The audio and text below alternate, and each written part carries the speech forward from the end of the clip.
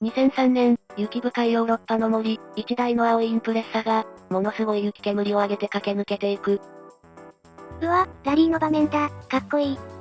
ハンドルを握るのは、ノルウェーから来た陽気な男、この年、スバルに最後の栄光をもたらした男だ。最後の栄光、気になる言い方だね。今日はそんな2代目インプレッサ、型式 GDB の物語だ。この車はな、なんと3つの顔を持ってるんだぜ。3つの顔、人間じゃないんだから。ははは、まあ聞けって、丸目、涙目、高目、同じ車なのに、途中で顔が3回も変わったんだ。本当に3回も、それは見てみたい。しかもこの GDB、今や状態のいいものは、新車価格を超える値段で取引されてるんだ。中古なのに新車超え。そうだ、それだけ価値のある名車でな、その理由も含めて、たっぷり語るぜ。ますます気になる。それじゃあ、前回に続いてゆっくりしていってね。結論を先に言うとな、GDB が伝説と呼ばれる理由は3つあるんだ。前回の GC8 も3つだったね。よく覚えてるな、今回の3つはこれだ。1つ目が丸目涙目高目、3つの顔への進化。さっきの顔の話だ。2つ目がソルベルグがもたらした WRC 最後の栄光。3つ目が6速ミッションと中身の大進化だ。前回より中身が進化したんだ。そうだ、前回の GC8 が初代の伝説なら、今回の GDB は、それをさらに磨いた完成形なんだぜ。磨きがかかったんだね、楽しみ。まずは涙目の WRX-STI、そのスペックから紹介しよう。お願いします。全長×全幅×全高は 4415×1740×1435 ミリ。前回の GC8 より一回り大きくなった。大きくなったんだ、どこが変わったの？特に横幅だ、1690ミリから1740ミリへ、50ミリもワイドになった。50ミリって結構な差だね、なんで広げたの？車幅を広げると、カーブでの踏ん張りが効くんだ。これで安定して速く走れるようになった。どっしり構えて速くなったんだね。エンジンはおなじみ EJ20、水平対向4気筒2リッターターボで280馬力だ。馬力は前回と同じ280なんだね。そこには理由があるんだが、それは後の豆知識でたっぷり話すぜ。もったいぶるね、気になる。最大トルクは 40.2 キロ4400回転、前回の36キロからさらに太くなった。40キロ超え、前回よりパンチがあるね。そして一番の進化がミッションだ。前回の5速から、6速マニュアルになったんだぜ。6速、ギアが1つ増えたんだ。そうだ、ギアが増えると、それぞれの場面で力を無駄なく使える。高速でも気持ちよく走れるんだ。なるほど、6速は嬉しい進化だね。中身も豪華でな、体をしっかり支えるレカロのシートや、握りやすい桃のハンドルがついてた。レカロに桃、本格的だね。スポーツ走行に必要なものが、最初から全部揃ってる。だから買ってすぐ全開で走れるんだ。至れり尽くせりだね。車重は1440キロ、タイヤは225、45R17、新車価格は295万8000円だ。前回より少し高くなったけど納得の中身だね。さて次は、そもそもなんでスバルが、こんなに WRC に必死だったか話すぜ。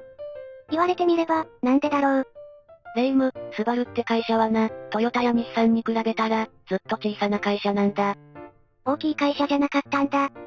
だから普通に戦っても、なかなか勝てない。そこで WRC に会社の運命をかけたんだ。レースで名を上げる作戦だったんだ。そうだ、前回話した通り、初代 GC8 で WRC を3年連続で制して、世界中にスバルの名前が知れ渡った。作戦は大成功だったんだね。そして2000年、満を持して2代目の GDB が出たんだ。いよいよ今回の主役だね。ただな、初代が大成功した分、2代目へのプレッシャーもすごかったんだ。期待が大きいと大変だよね。GDB は車の骨組みから新しく作り直して、ボディもがっちり丈夫にした。中身から一新したんだ。初代を超えなきゃいけない、その執念が、GDB には詰まってるんだぜ。背負ってるものが大きかったんだね。さて次はいよいよ、この車の一番の特徴、3つの顔の秘密に迫るぜ。待ってました、顔の話。GDB が面白いのは、たった7年の間に、顔つきが3回も変わったことだ。普通の車はそんなに変わらないよね。その通りだ、普通はもっと長く同じ顔だ。まず最初は2000年、丸いライトの丸目だった。丸い目、可愛い感じ。そうなんだが、これがなレイム、日本ではちょっと不評だったんだ。可愛いのにダメだったの。スポーツカーなのに、顔が優しすぎるって言われてな。本当はアメリカ向けのデザインだったんだ。なるほど、速そうに見えなかったんだ。そこでスバルは2002年、すぐに顔を作り直した。それが涙を流したような形の涙目だ。涙目、泣いてるの、大丈夫。泣いてるわけじゃないぞレイム。ライトが少し吊り上がって、シャープでかっこいい顔になったんだ。なるほど、キリッとした顔ね。この涙目が大人気になってな。今でも GDB といえば涙目っていう人が多いんだ。不評からの大楽天だ。そして2005年、最後にもう一度変えた、鋭い目つきの高めだ。高め、今度は鳥なの。鳥じゃなくて鷹の目つきって意味だ。羽を広げたような形のグリルでな。一番精悍な顔つきになったんだぜ。丸目から高めまで、どんどん鋭くなったんだね。なんで3回も変えたかというと、ずっと新鮮に見せて、人気を保つためだ。飽きさせない工夫だったんだね。ちなみに GDB にはな、もっとガチな競技用モデルもあったんだ。競技用、普通のとどう違うの。スペック C って言ってな、とにかく軽さにこだわった特別仕様だ。どうやって軽くしたの？薄いガラスを使ったり、いらない装備を外したり、徹底的に贅肉を削ったんだ。速く走るための本気仕様なんだね。ラリーで勝つための、まさに戦うためのインプレッサだぜ。そこまでやるんだ、スバルの本気を感じる。さて次は、さっき言ったノルウェーの男の話だ。スバル最後の世界王者を紹介するぜ。いよいよあの陽気な人だね。実はこの GDB の時代に、スバルは2人も世界王者を生んでるんだ。2人も、1人じゃないんだ。まず1人目が、2001年のリチャード・バーンズ、イギリス出身の冷静なドライバーだ。前回のマクレイもイギリス人だったね。そうだ、マクレイが熱い走りなら、バーンズは頭脳的で正確な走り、タイプの違う2人のイギリス人王者なんだ。熱血と頭脳、対照的で面白いね。そして2人目が、さっきのペター・ソルベルグ、ノルウェー出身の陽気な男だ。いよいよ主役の登場だね。このソルベルグが2003年、インプレッサでドライバー世界一になった。これがまた、痺れる戦いでな。どんな戦いだったの？最後の最後、イギリスでの最終戦まで、3人の選手が優勝を争ってたんだ。3人で大接戦だったんだ。その中の1人が、後に9回も世界一になる怪物、セバスチャン・ローブだ。9回、とんでもない選手だ。そのローブを相手に、ソルベルグは最終戦で勝ってな、なんとたった1点差で世界一になったんだ。1点差、心臓に悪い接戦だね。この2003年の戦いは、WRC 史上最高のシーズンって言われてるんだぜ。そんな伝説の年だったんだ。そしてなレイム、このソルベルグの世界一が、スバル最後のドライバー王者なんだ。最後、それ以降は取れなかったの。そうなんだ。だからこの2003年は、スバルにとって特別に輝いた年なんだぜ。だから最後の栄光って言ってたんだね。ソルベルグはまた明るい男でな、ファンサービスが大好きで、派手なドリフトで世界中を沸かせた人気者だった。早くて陽気って、最高のヒーローだね。マクレイ、バーンズ、ソルベルグ、スバルの青い魂は、こうして受け継がれたんだ。3人の王者が繋いだ伝統、胸が熱い。さて次は、見た目だけじゃない GDB の中身、その大進化を語るぜ。中身の進化だね、気になる。GDB はな、見えない中身も大きく進化したんだ。さっきの6速ミッションだね。それもあるが、もう一つすごいのが DCCD ってやつだ。DCCD、暗号みたい。ははは、確かに暗号っぽいな。これはな、4WD の力の配り方を、運転手が自分で調整できる仕組みなんだ。力の配り方を自分で、どういうこと？普通の 4WD は、前と後ろのタイヤに、決まった割合で力を分ける。4つのタイヤに力がいくんだね。でも DCCD は、前を強くするか後ろを強くするか、道に合わせて自分で変えられるんだ。道によっては知り方を変えられるんだ。そうだ、雪道では安定重視、サーキットではキビキビ曲がる重視、1台で何通りもの走りができるんだぜ。プロみたいな調整ができるんだね、すごい。こういう中身の進化が、GDB をただ速いだけじゃない、奥深い車にしたんだ。いじりがいもありそう。ブレーキも豪華でな、ブレンボっていう有名メーカーの、よく効くブレーキがついてた。止まる性能も一流なんだ。速く走るには、しっかり止まれることも大事なんだ。GDB はそこも抜かりなかったんだぜ。走る曲がる止まる、全部本気なんだね。さて次は、GDB の宿命のライバルの話だ。もちろんあの車だぜ。前回も出てきたランエボだね。その通りレイム、GDB のライバルは、やっぱり三菱のランエボだ。スバル対三菱は続いてたんだね。前回の GC8 の相手は、ランエボの1型から6型だった。初代同士の戦いだったね。今回の GDB の相手は、進化したランエボの7型から9型だ。ランエボも進化してたんだ。そうだ、三菱は 4G63 って縦のエンジン、スバルは横に寝た EJ20、方式は違うけど、どっちも280馬力で真っ向勝負だ。同じ馬力でガチンコ対決だったんだね。WRC の現場でも、市販車の世界でも、この2台はずっと競い合った。だからお互い、どんどん速くなったんだ。ライバルがいるから強くなる、前回も言ってたね。よく覚えてたな。この時代のスバルと三菱の戦いは、日本の車史でも一番熱い対決だったぜ。その時代に生で見たかったな。そうそう、アニメのイニシャル D にも、インプレッサが出てくるぞ。イニシャル D、誰が乗ってるの？主人公藤原匠のお父さん、文太が乗ってるんだ。GDB の涙目だぜ。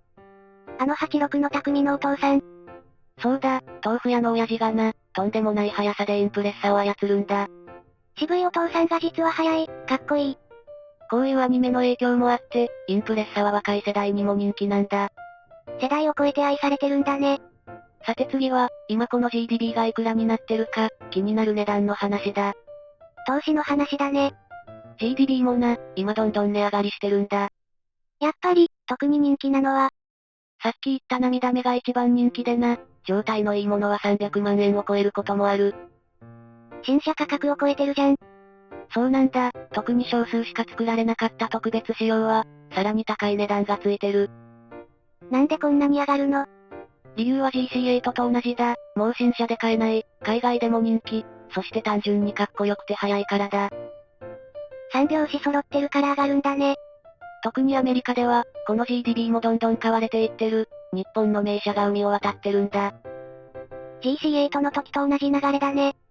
だから欲しい人は、状態のいいうちに探すのがおすすめだぜ。ただし焦りは禁物だ。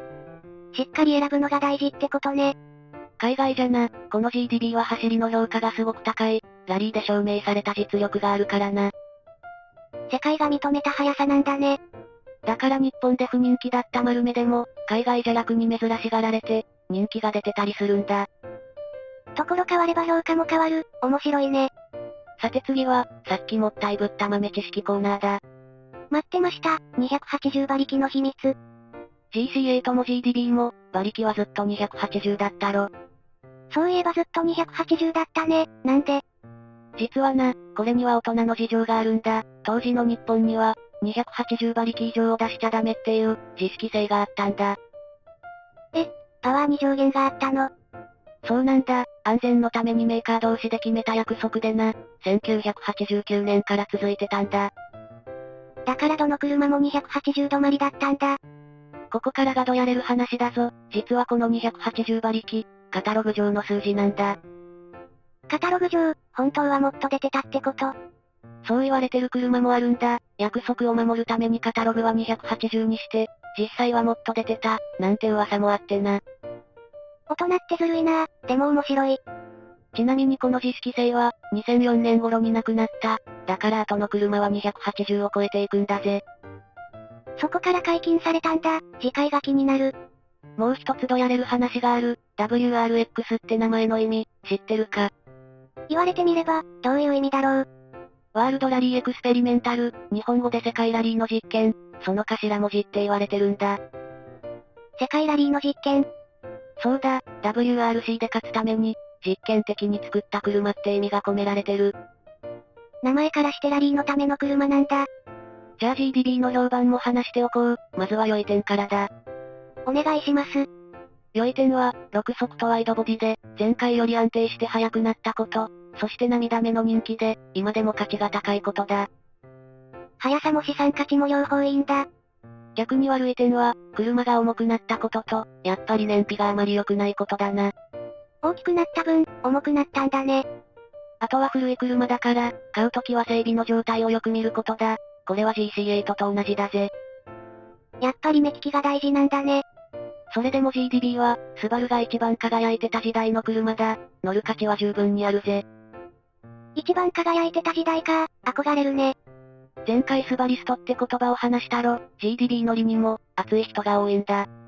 スバルを愛しすぎた人たちだね。特にこのドロドロした排気音は、GDB の頃までの特権でな。この音に惚れる人が後を絶たないんだ。あの音が好きで選ぶ人もいるんだ。そうだ、数字じゃ表せない魅力が、GDB にはたっぷり詰まってるんだぜ。音まで含めて愛されてるんだね。さてここでレイムに聞きたい、GDB の中で、お前は丸目派か、高め派か、それとも涙目派か。私はやっぱり涙目派かな。キリッとした顔が好き。いい選択だ、見てくれてるみんなはどうだ、丸目派、涙目派、高め派、コメントで教えてくれよな。みんなの推しの顔、知りたい。次回はいよいよ3部作の最終回、GDB の後を継いだ、最後のインプレッサだ。ついに最終回なんだ。そこで語るのはな、30年間も走り続けたエンジンの、感動のフィナーレだ。30年、そんなに長く使われたの？そうだ、そして550台限定の、伝説の最終モデルも登場する。これは絶対に見逃せないぜ。550台限定、早く見たい。次回でこの3部作も完結だ。インプレッサの最後の輝きを、しっかり見届けてくれよな。3部作の完結、絶対見逃せないね。ここまでご視聴ありがとうございます。これからも昔懐かしい車を紹介していきます。また見たいと思ったら、コメントやチャンネル登録もよろしくお願いします。それでは次回もお楽しみに。それじゃあ、また次回。またな。